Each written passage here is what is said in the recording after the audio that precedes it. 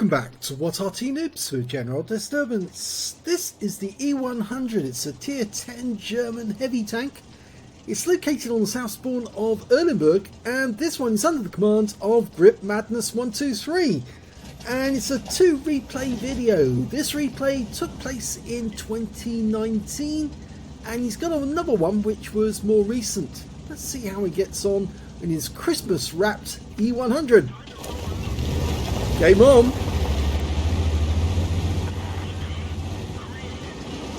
Well, the E100 was one of the super heavy tanks that the Germans came up with, the alternative being the Porsche super heavy Maus. This one, well, it was being built by Aslains company. They started in June 1943 on this heavy tank, and they got most of the way there. In fact, they had actually finished the hull by the end of the war, but they didn't have the turret. In fact, the turret was going to be the same turret that went on to the Maus in the end. In fact, actually, the whole project was actually cancelled during the war, but the Aslains company decided they were going to continue to build the tank nonetheless and continue to fulfillment even at their own cost, because they thought that the Waffen would actually, or Waffenproof I think, would actually go ahead and order some anyway, and they'd get the money back that way. So 3 men continued to work on the project even after they were told to stop. Well, it's quite an interesting design, the E100. It's quite heavy. It's actually 150 tons in total. Oh, and he's got a shot on that Object 705. Well, he hit the tracks. He didn't do any damage other than the tracks on this one. The gun is a 15cm gun. You see here, it's capable of doing 750 alpha, penetrating 246 with standard ammo. And Grit Madness is not carrying any premium ammo, even though that would penetrate 334mm.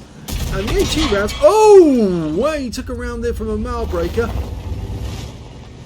The HE rounds, as you can see here, would do 950 alpha, and they would penetrate 85mm armor. Oh, poor Type 5 Heavy. He's gone back to the garage. Oh dear. I can't really feel sorry for the Type 5, other than, of course, the fact now that they've been neutered by the HE nerf, and they've been given AP shells instead, which are quite effective. Now, the thing about this turret is you're actually supposed to angle it until the very last moment before you shoot, because if it's angled, it's much more difficult for the enemy to penetrate. But when you actually look directly at the enemy and the turret turns towards them, the flat front is actually easy to pen. And, well, that was an HE round from the Malbreaker. In fact, all the rounds that have been fired at him so far are HE. And I had the feeling that the reason for that was that they can't penetrate it otherwise.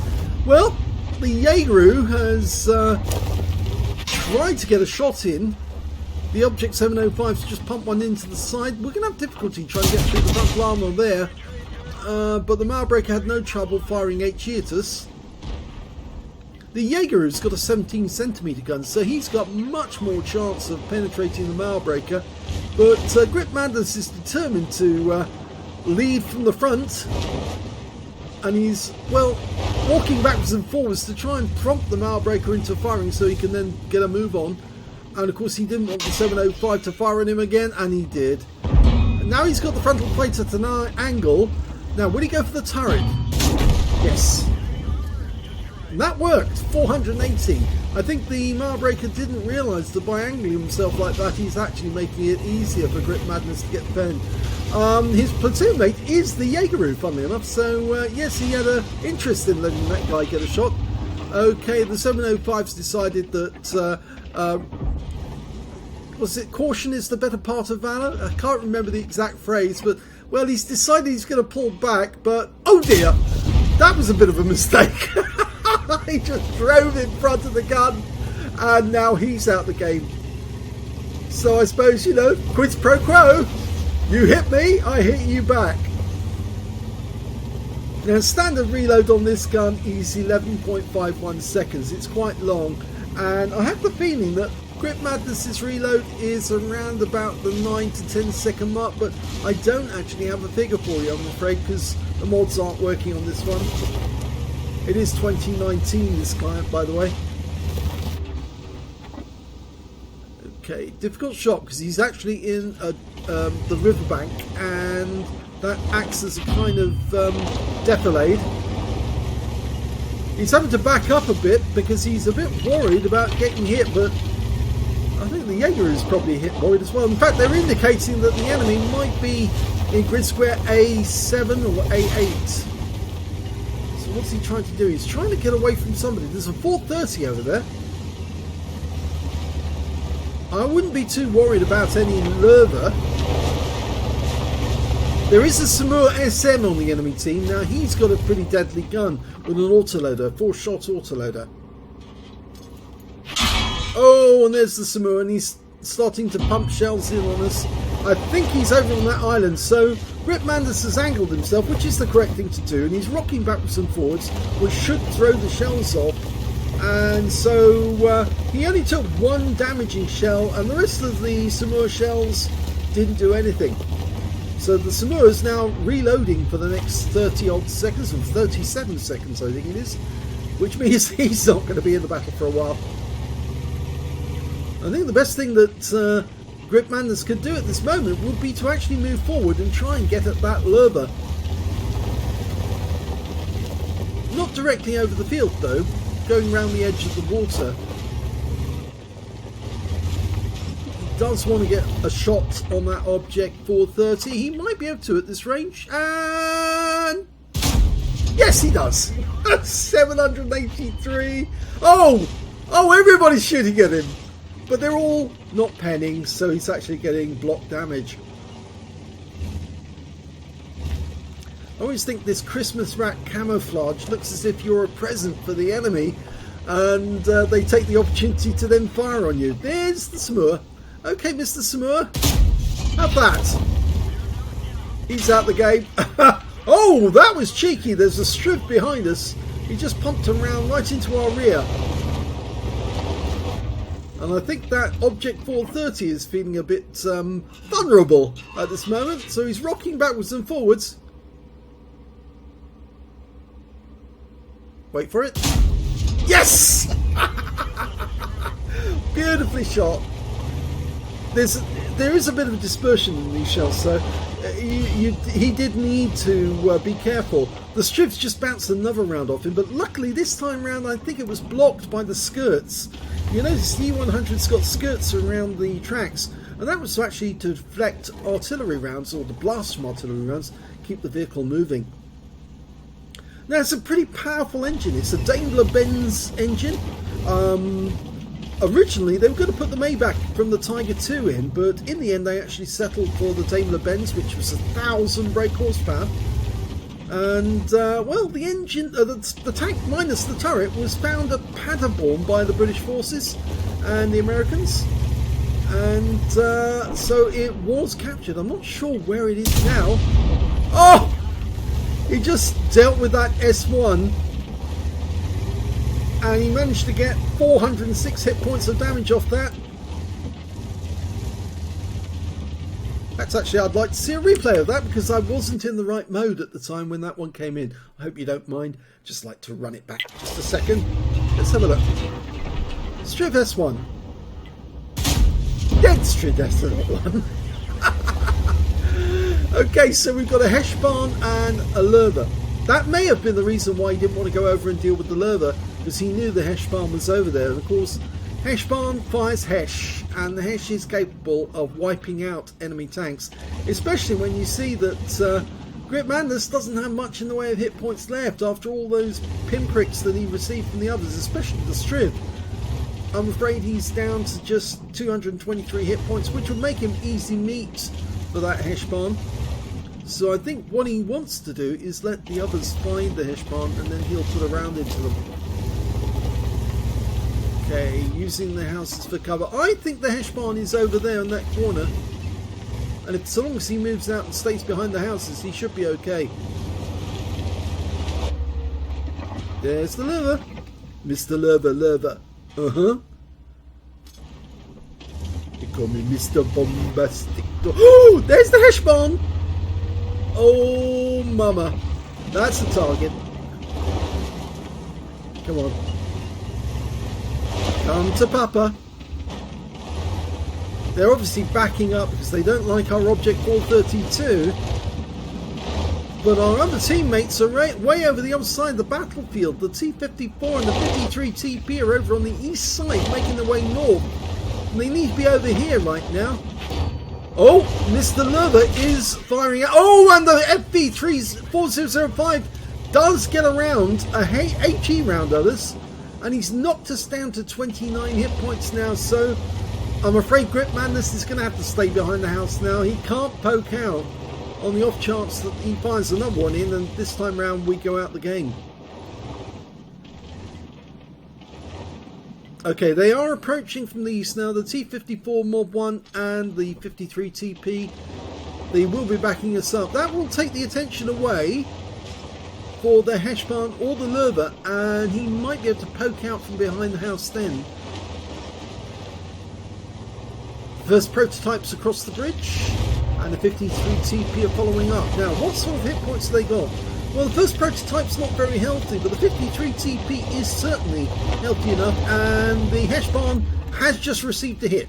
Can he do this? Oh no, he can't actually, because there's the bank's in the way. We've got a hay bale in the way there. But can he get a shot on him now? Yes, maybe. Oh! I'd go for it. Just go for it. Drive across. The Lerber's gone. The T-54 first prototype got him. There's the Heshbon. Go for it. Oh!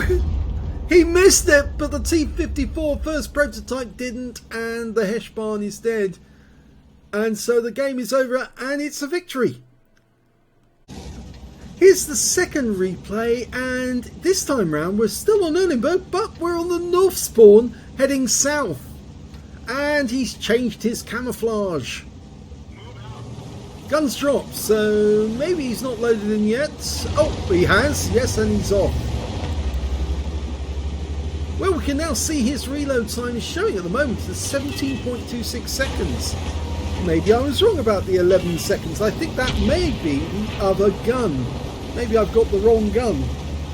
Yes, the standard reload is 19.18 seconds. So I was looking at the wrong gun. I was looking at the stock gun, which is the 128, I think.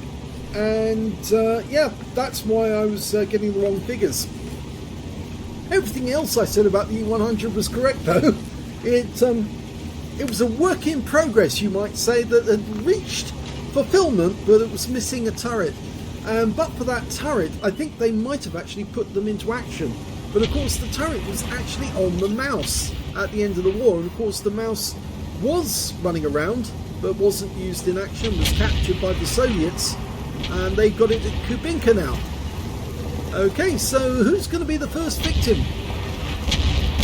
I can see a number of enemy tanks across the river, and the 257's angling for a shot, but we're side scraping this corner.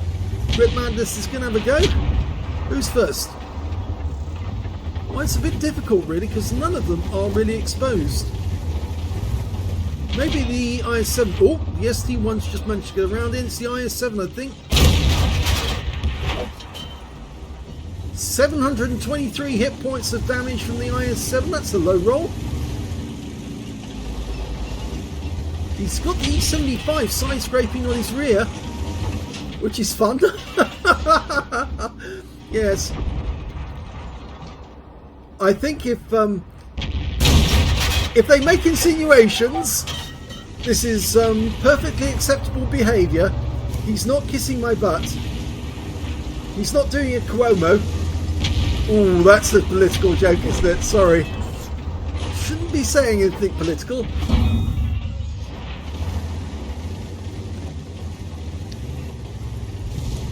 Okay, well he's angled well enough now from this corner, but obviously he might take damage while angled.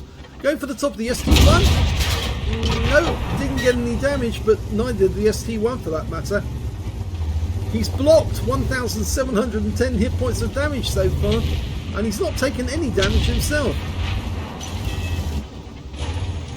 Surprising, considering he's actually potentially vulnerable to that Emil too, as well as all these tanks across the river. At this moment, it's really not worth his while going across there. There's a 277 firing into them from that direction. So we've got them in a kind of crossfire if we went across the river, but if we do go across the river, there is a risk. We've got another 277 on our right. I'm wondering, oh, now we take our first damage. That was an HE round from the ST1, who's given up trying to do armor piercing on us and said, well, I'll just throw HE at him. And our first shot into him does a critical hit. Well, our second shot actually into him.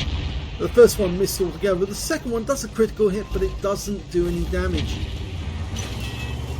I have the feeling Grit Madness is going to try some other tactic. What he might be about to do is cross the river from a different direction and get at the enemy that way, because you can see that there is an Udes to the other side of the river, but I think there's another reason why he's actually turned around. If you look at the minimap, they've got a Barask, in fact a pair of Barasks, near our cap. And he's well aware that both of them could come down this road and plant 2 rounds into our rear. 4 rounds into our rear actually. Well, he gets a nice hit into the Udes. 395, but it's a low roll. Loading HE. On an Udes where he's got thin armour, he might be able to do a lot more damage. And I think the enemy's now emboldened enough that they want to come forward. 122, it's a low roll on the IS-7. If he'd had an armour piercing round, he would have done a lot more damage. In fact, he's loading heat this time. As you may have seen in the previous video, he didn't carry heat before, but he does carry it now, and there's a very good reason for doing it. You can get a lot of damage on the enemy if you hit them in the right spot, and it pays to actually have the premium ammo. Where are you? There you are. Nice 670, it's a low roll, but it's a big damage nonetheless. The IS-7 is a one-shot. Okay, the enemy, the fight going on at the other end is really big now. He needs to get involved. He's going to go for the Barask. Oh! Take it, take it! Yes! Kill! Okay, now, this Barask up here is going to get one hell of a shock. It looks like the Conqueror and the others have frightened the enemy away, and the Barask is just around the corner on the riverbank. Hello, goodbye, and he goes down. 909 hit points of damage. The kill shot came from the Progetto 65, so he's now up to 3.2k of damage. But we're 1 tank down on the enemy, and we're all at this end. So that means that he is now the front man on this battle. You can see the front of his turret's a bit dented, but he's still in the game. He's only lost a tiny bit of hit points due to that HE round. It might be worth going down to the city centre again. I think he's anticipating the enemies cross the river and is coming up this way. Not so sure they would, but yes, he's right. And a nice hit there, 618, which is a low roll. He's loading heat. The ST1's looking at the Conqueror, and so's the IS-7. Here they come. He was absolutely right not to go down to the centre. Wait here and wait for them to come to you.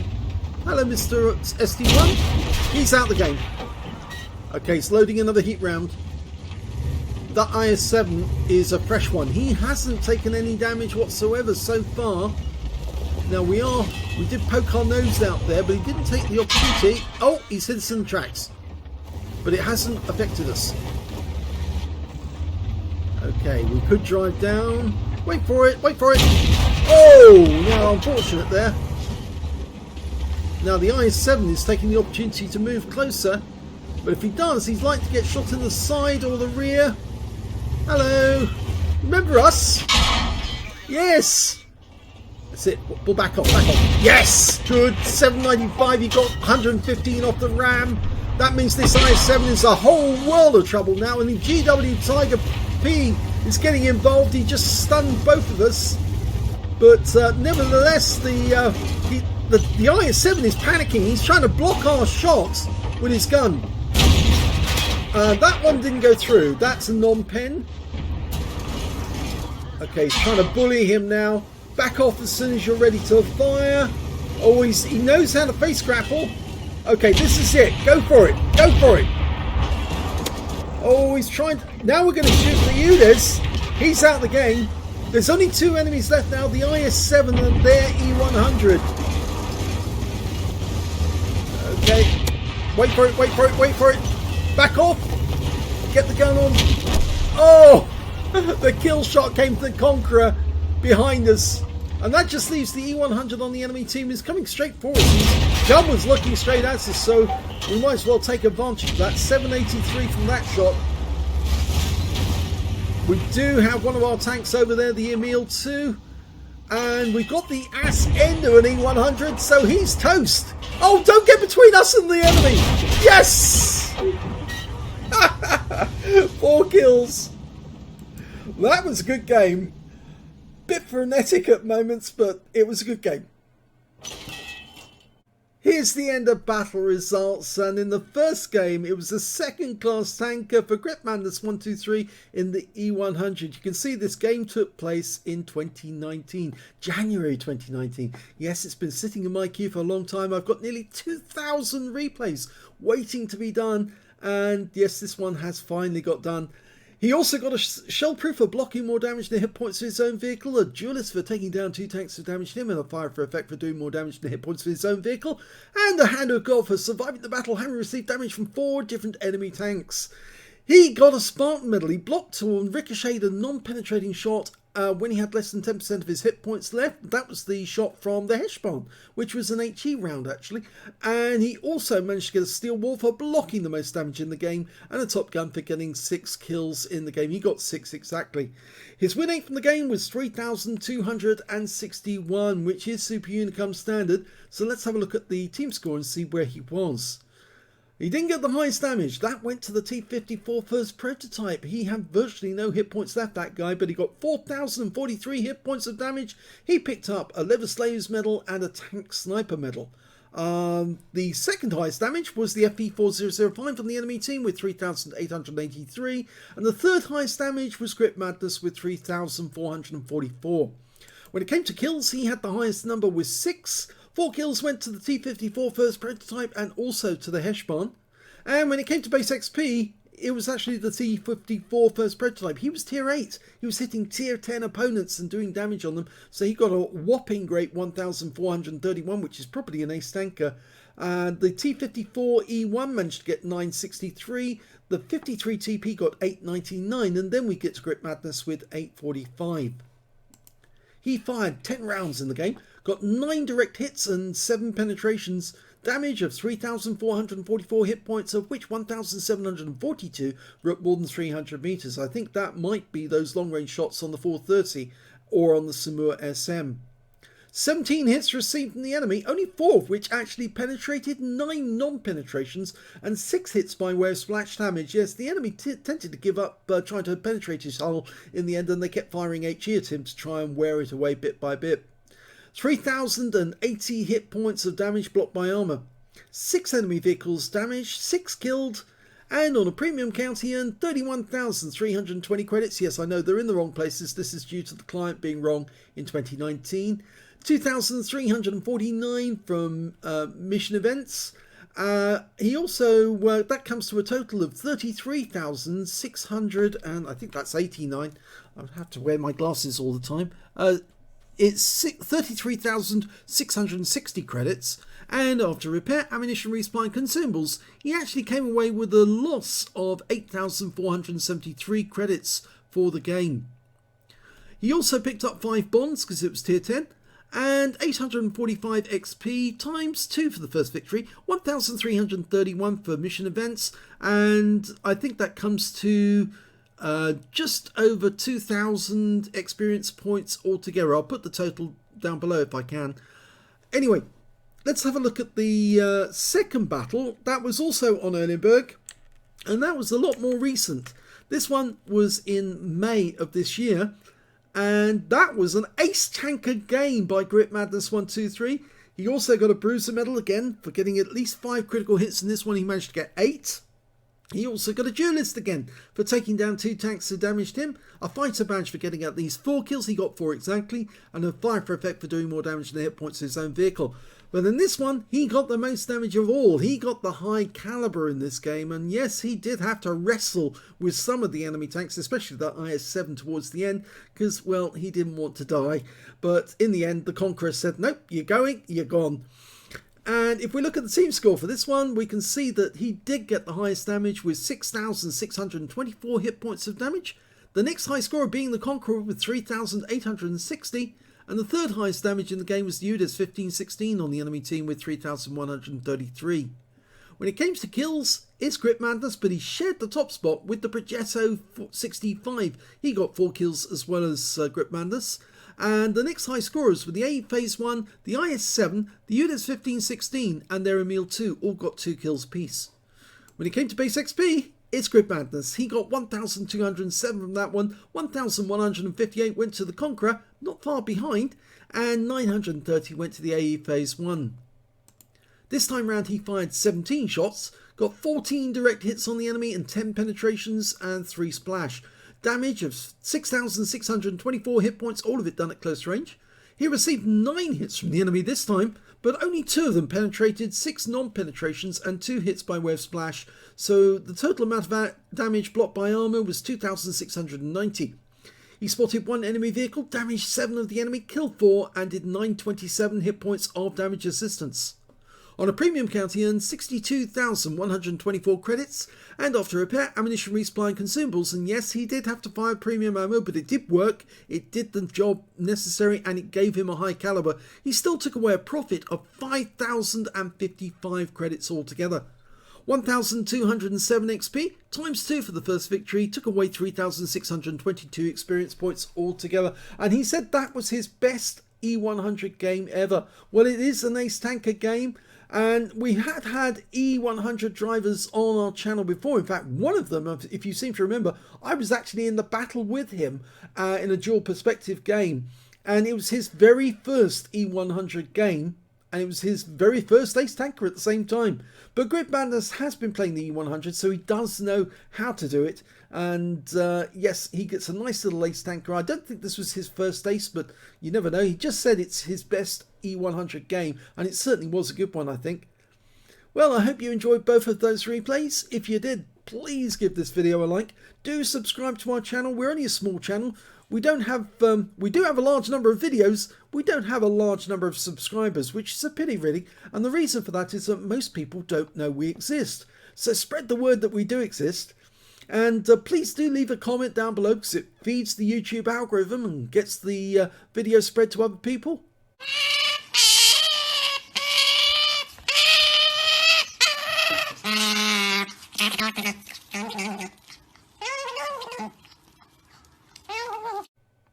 And thank you for watching.